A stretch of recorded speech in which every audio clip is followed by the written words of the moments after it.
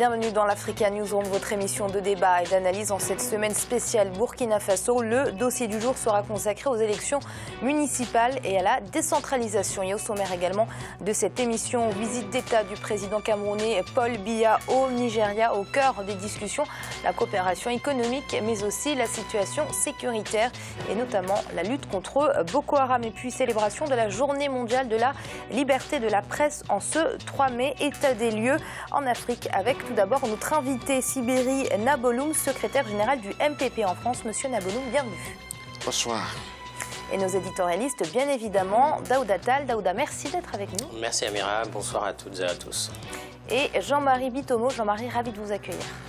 Ravi d'être sur le plateau avec vous, Amira, et bonsoir à tous nos téléspectateurs et téléspectatrices.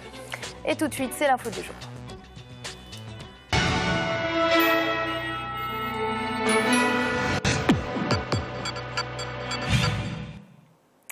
Le président camerounais Paul Biya est arrivé ce mardi au Nigeria pour une visite d'État sur invitation de son homologue nigérian Muhammadu Buhari.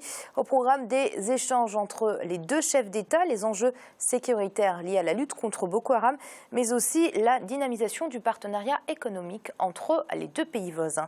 C'est un sujet d'Olivia Yeredobré. Le président Paul Biya en visite d'État de 2 jours au Nigeria. Le chef de l'État camerounais, Paul Biya, effectue ces mardis 3 et mercredi 4 mai 2016 une visite d'État au Nigeria sur invitation de son homologue Muhammadu Buhari. Il s'agit de la première visite officielle du chef de l'État camerounais depuis l'élection du président nigérian en mars 2015. Au centre des échanges, la lutte coordonnée contre le groupe terroriste Boko Haram dans le cadre d'une coalition formée par la commission du bassin du lac Tchad auquel ils appartiennent. Mais je dois dire que pour cette visite, les questions sécuritaires, notamment avec la question de Boko Haram, va dominer les échanges entre les deux présidents. Vous n'êtes pas sans savoir que cette secte terroriste sévit dans le nord-est du Nigeria, qui est frontalier avec le Cameroun, notamment dans la zone de la région de l'extrême nord. Donc les deux présidents vont devoir se pencher dessus. Sur le plan économique, le Nigeria est le premier partenaire en importation du Cameroun. En 2015, le volume des produits nigérians importés par le Cameroun s'est élevé à 58% contre 8% pour les exportations camerounaises au Nigeria, selon les chiffres de la Banque mondiale. Des échanges en baisse depuis le début de la guerre contre Boko Haram. Le Nigeria n'est pas n'importe quel voisin du Cameroun, c'est le voisin le plus important. Par sa taille, par sa puissance économique. Et c'est le voisin avec lequel le Cameroun partage aussi la plus longue frontière, 1600 km, qui va de l'océan jusqu'aux confins du lac Tchad. C'est le voisin avec lequel il a des relations économiques très, très importantes. Le Cameroun a exporté vers le Nigeria pour moins de 40 milliards. Donc sur ce point, il y a un gap, un déficit que le Cameroun va devoir combler. Si vous n'avez pas de sécurité, vous ne pouvez pas avoir des échanges économiques conséquents. Si vous prenez la région d'Extrême Nord aujourd'hui, c'est une région qui, sur le plan économique, est totalement asphyxiée, qui est malheureusement, malgré tous les efforts du gouvernement nigérian, qui est encore en proie à une insécurité orchestrée par la secte Boko Haram. Le Cameroun et le Nigeria entretiennent des relations diplomatiques et économiques qui ont traversé de nombreuses difficultés au fil des années. Après le long conflit sur la presqu'île de Bakassi, reconnue camerounaise sur le plan international, les deux pays ont entrepris de normaliser leurs relations. Aujourd'hui, au moins 1 million de Camerounais vivent au Nigeria contre près de 3 millions de Nigérians en terre camerounaise. Messieurs, on a évoqué hier la visite justement du président ivoirien en Algérie, une visite qui avait 2 volets, le volet économique et celui portant sur la lutte contre le terrorisme. Même cas de figure pour cette visite, Daouda, 2 volets économiques et bien évidemment sécuritaires. Oui, tout à fait. Je pense que, Amira, c'est très, très intéressant, bon, justement, de faire le lien avec ces visites entre chefs d'État. Et je trouve que là, nous avons 2 géants dans 2 espaces régionaux. Le Nigeria en Afrique de l'Ouest, le Cameroun. le géant en Afrique centrale, effectivement, sur le plan économique. Et du coup, ça suppose également des enjeux sécuritaires qui doivent être pris en compte ensemble, parce que ça, c'est très important, bien entendu. Le développement ne peut pas être imaginé sans la sécurité. Et d'ailleurs, comme on l'a vu, parfois, c'est le sous-développement même qui entraîne la facilité de recrutement des djihadistes. Donc, à ce titre-là, je pense qu'il faut fluidifier la coopération. Mais je dirais, pour terminer sur cette partie, que, comme je l'ai déjà dit ici, c'est que ça nécessite aussi une certaine harmonisation, justement, des politiques publiques dans les espaces régionaux, puisque si la CEDEAO décide de lutter ensemble contre le terrorisme et qu'il y ait des mesures. Bon, le Cameroun étant en Afrique centrale, il y a sans doute d'autres mesures à ce niveau-là. Il faut harmoniser tout ça, force mixte multinationale, G5 Sahel, etc. C'est ça qui garantira l'efficacité.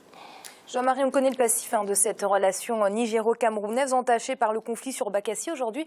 Est-ce qu'on peut dire, en tout cas selon vous, que ces relations sont normalisées ? Je pense que c'est un signe de normalisation parce que, bon, comme vous venez de le rappeler, Amira, bon, il y a eu le conflit de Bakassi qui a beaucoup envenimé les relations entre les deux États pendant un bon bout de temps parce que bon, c'est quelque chose qui a dû durer pratiquement une décennie si on considère tout le processus dans sa globalité. Qu'aujourd'hui, là, qu'on ait le président camerounais qui rend visite à son homologue nouvellement élu, je pense que la normalisation est là. Tout à l'heure, là, vous avez parlé du volet économique. Le volet économique et le volet sécuritaire sont des volets qui sont interdépendants et qui s'interpénètrent l'un par rapport à l'autre. Comme Daouda vient de le dire tout à l'heure, vous ne pouvez pas avoir un développement économique sain si vous avez une insécurité qui règne. Et ça s'aperçoit aujourd'hui grandement. Et comme, encore une fois, on sait très bien que les échanges, les flux commerciaux entre les deux pays sont intenses. Et cette coopération-là, il me tardait de la voir vraiment s'asseoir en tant que tel. Tout ce que j'ose espérer, c'est que le Cameroun profitera, si vous voulez, des avantages que peut fournir le Nigeria par rapport au Cameroun, qui est quand même devenu, malgré les soubresauts, si vous voulez, de la conjoncture économique internationale, qui est devenue la première économie africaine, que le Cameroun puisse c'est-à-dire en profiter pleinement, dans la mesure où on nous l'a dit dans le document. Le Cameroun, si vous voulez, le Nigeria exporte pratiquement pour 58%, si vous voulez, sur le territoire camerounais, alors que les Camerounais n'en exportent que 8%. Donc je pense qu'on peut renforcer cette coopération économique-là qui est nécessaire pour la région.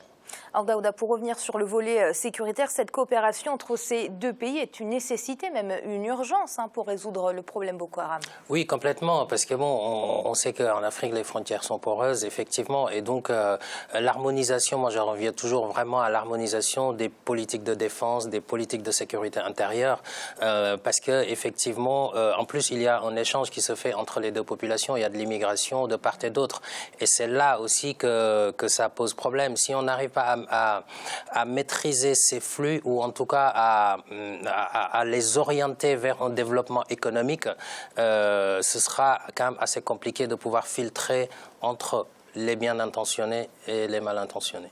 Jean-Marie, tout à l'heure, Daouda disait on avait le Cameroun, géant d'Afrique centrale, le Nigeria, géant d'Afrique de l'Ouest. Justement, est-ce qu'il n'y a pas eu un peu une guerre de leadership entre ces deux pays ?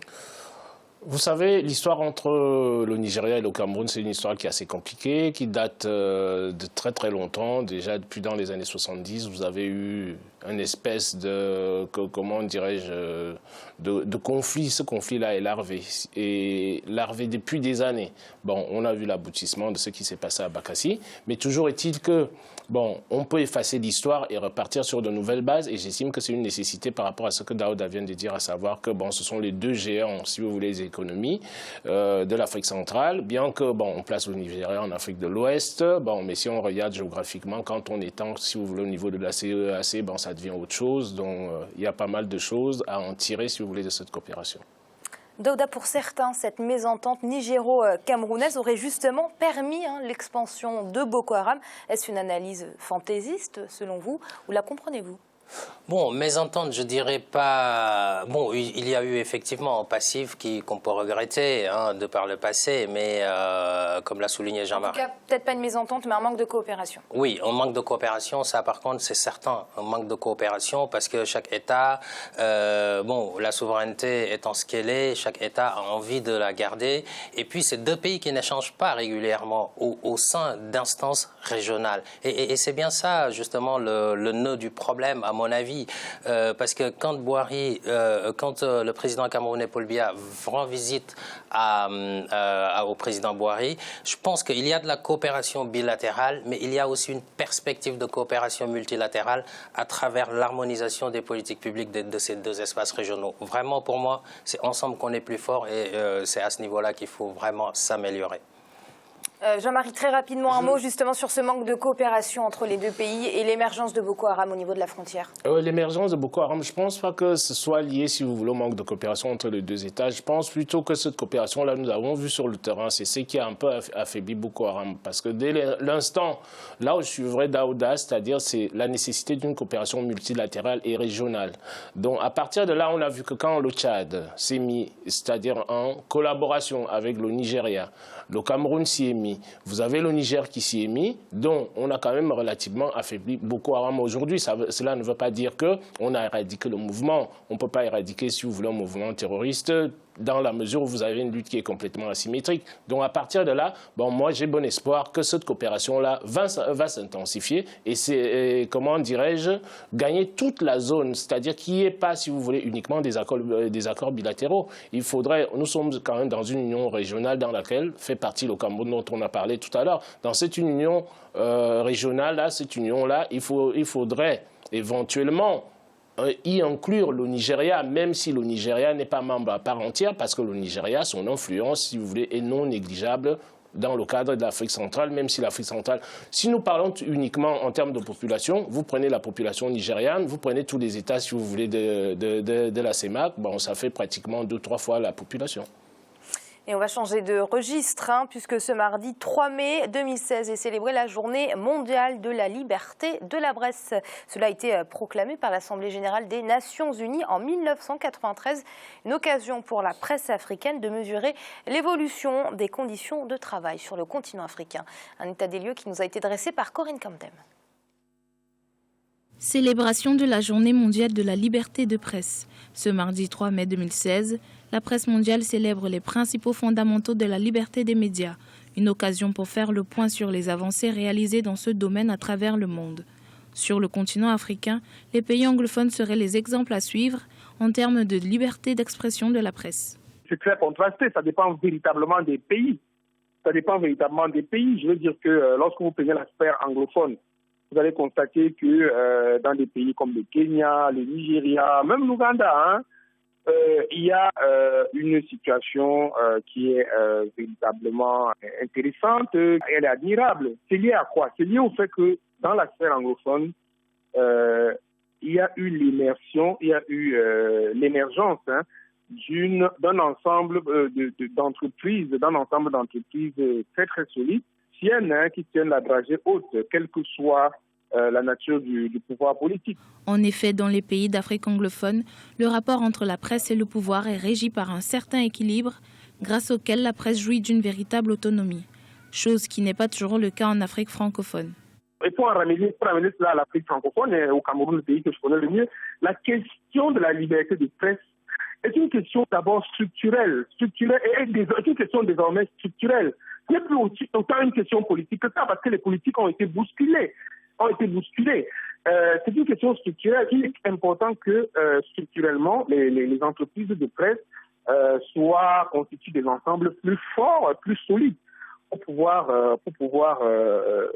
pouvoir résister véritablement au pouvoir politique. Selon l'Organisation des Nations Unies pour l'éducation, la science et la culture, la situation se serait encore dégradée dans toutes les régions du monde en 2015. Le dernier classement annuel réalisé par Reporters sans frontières, qui analyse la situation dans 180 pays, stipule qu'en Afrique du Nord, les journalistes sont les plus soumis à des contraintes dans l'exercice de leur profession. En dernière position figure l'Érythrée. Jean-Marie, on est donc là pour dresser un état des lieux de l'évolution de la liberté de la presse sur le continent africain. Mais est-ce qu'on peut réellement parler d'une évolution ou plutôt parler de régression ?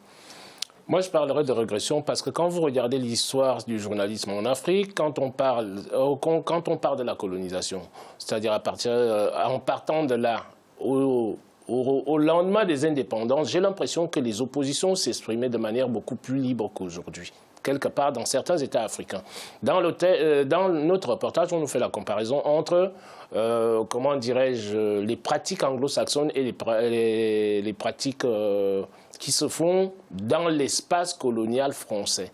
Et là-dessus, on retrouve quoi? On retrouve les relents de la colonisation, tout simplement. Pourquoi? Parce que quand vous regardez, ne serait-ce que quand on se situe en Europe, regardez un peu quand vous comparez, je ne dis pas que c'est exactement la même chose qu'en Afrique, quand vous faites une comparaison entre l'approche, si vous voulez, journalistique anglo-saxonne et l'approche journalistique anglophone, ce n'est pas du tout la même chose. Donc ce qui fait qu'en Afrique, c'est-à-dire on en est revenu, si vous voulez, les journalistes, le journalisme, la liberté d'expression, en gros. La liberté d'expression, de mon point de vue, a perdu beaucoup de terrain. Parce que nos dirigeants en Afrique se sont érigés, si vous voulez, le pouvoir de pouvoir faire taire les journalistes, alors que ces gens-là sont là pour révéler les faits sociaux qui se passent. Sociétalement, la fonction du journaliste est très très importante. Mais malheureusement, dans nos États africains, spécifiquement francophones, il se passe la chose suivante, c'est que dès l'instant, si vous voulez, où un journaliste sort une information qui est crédible, qu'est-ce qui se passe? Il est automatiquement embastillé. Ça ne se passe pas uniquement en Afrique subsaharienne. On remarque la même chose même au niveau du Maghreb. Donc, les journalistes à ce niveau-là, bon, ils me rappellent, il y a quelques jours, si vous voulez, bon, il y a failli avoir un incident diplomatique entre la France et le Maroc, parce que vous avez un journaliste, comment dirais-je, français, qui est parti au Maroc faire un reportage et qui a été arrêté et secoué manu militari. Donc, cette liberté de la presse là est à construire en Afrique, dans les pays francophones, et c'est dire que le journaliste a une fonction sociétale qui est très très importante, qui va contrebalancer le pouvoir politique quelque part, et c'est nécessaire dans nos démocraties naissantes. Monsieur Anna-Bolumo, une réaction quand j'entends Jean-Marie, j'ai envie de dire en fait c'est un peu naturel, hein, le continent africain est en train d'amorcer sa période démocratique, hein, il ne peut pas avoir de liberté de la presse sans démocratie. Oui, je suis tout à fait d'accord, mais je pense que c'est toujours la même guerre entre le journaliste et le politique. Et le journaliste, son travail c'est d'informer le peuple. Et arrivé à un certain moment, quand il sort de la dérive de la déontologie journalistique, le politique dit arrête, ce que vous faites, ce n'est pas du journalisme, mais c'est du déformatage pour l'homme politique. Ce qui est arrivé, je prends l'exemple de ce qui est arrivé chez nous, Norbert Zongo, que j'ai un hommage aujourd'hui, qui a été assassiné. Qui a été assassiné, dans les conditions, je ne sais pas encore dénoué, et j'espère que ça va le faire, mais au moins je peux remercier la transition que durant leur passage, ils ont quand même dû élucider dont le dossier est en cours, et j'espère que le nouveau régime qui est en place, qui est aujourd'hui en place, fera en sorte que toutes les injustices de la justice soient aboutissent. C'est ce que le peuple burkinabé attend, et en particulier la presse burkinabé attend aujourd'hui. Et d'ailleurs, aujourd'hui, c'est la journée de la paix. Ils n'ont pas hésité d'évoquer dans le truc de Norbert Zongo. Mais ce que je vais dire aussi, bon, c'est qu'il y a, moi j'appelle, il y a le journaliste et l'informateur. Le journaliste éditorial qui fait son éditorial ne peut pas être parlé que quelqu'un qui va sur le champ pour donner une information, et à un moment donné, il stoppe, il délivre le champ journalistique. Voilà mon point de vue là-dessus. Daouda, est-ce qu'on peut parler d'une situation inquiétante? Dans certains pays, oui, sans doute. Lesquels bon, je vais pas... On va parler l'Érythrée, hein, parce qu'on connaît, hein, oui, ça fait 7 ans, rappelons-le, que l'Érythrée est classée dernière hein, dans le classement RSF, Reporters sans frontières. Vous l'avez dit, Amira, effectivement. Et puis même, de toute façon, moi je préfère prendre le problème sous un autre angle, c'est-à-dire que tous les pays africains peuvent faire des efforts en matière de liberté de presse. La Côte d'Ivoire et Madagascar l'ont fait. Côte d'Ivoire, je crois, plus 15 points dans le classement ces dernières années. Eh ben, c'est parfait. Je pense que c'est à saluer au niveau de ces pays-là. Et même au-delà du classement RSF, c'est ça.